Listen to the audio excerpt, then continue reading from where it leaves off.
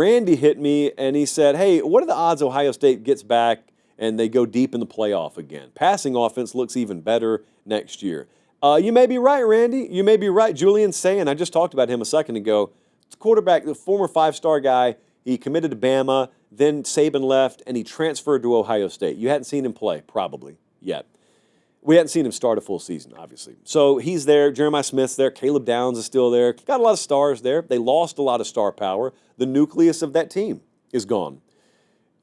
Chip Kelly, offensive coordinator, gone. Now, they're still loaded at wide receiver. Like I just said, I got no doubt about them at quarterback long term, but Colin is showing you a laundry list of integral pieces to that championship team that are gone.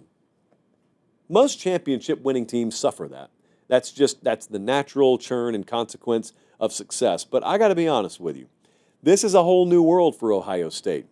This has not been a team that's been stacking national championships. They've been stacking wins, and they've been losing some big games at important moments, and they haven't been getting to the finish line and getting the job done. So now they did.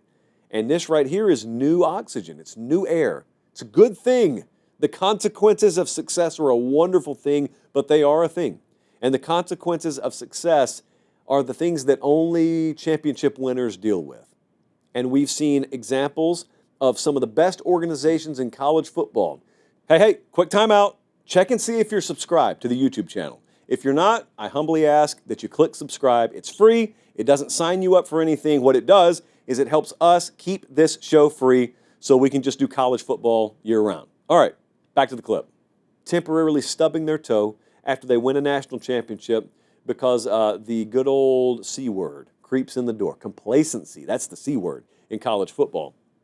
And because of that, I am almost glad there's so much turnover up there. Now, they may not win a national championship this year, but I'm almost glad they lose so many players and they lose so many coaches. And you're elevating an offensive coordinator to maybe do things he's done for the first time.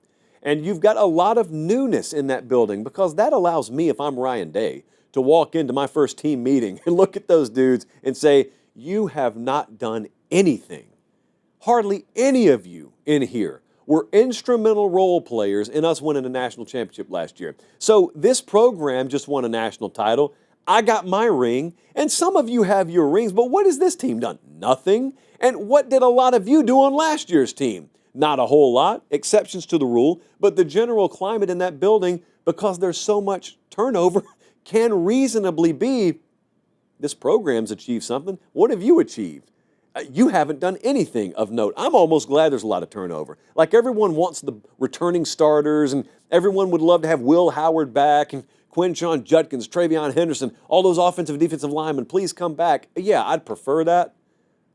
But since we can't have it that way, I'm almost glad there's so much turnover. And you know what? If you lose a couple games this year and you bow out in the quarterfinals of the playoffs, so be it.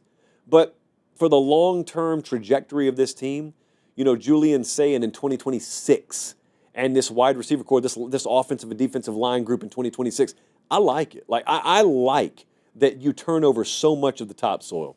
Just rip that Band-Aid off. Whatever the Band-Aid is covering at Ohio State. FanDuel has their odds up right now, and their over-under win total is 10.5. Just for the record, they're still the favorite to win the Big Ten. They're plus 600 to win it all. You can bet all that right now at FanDuel.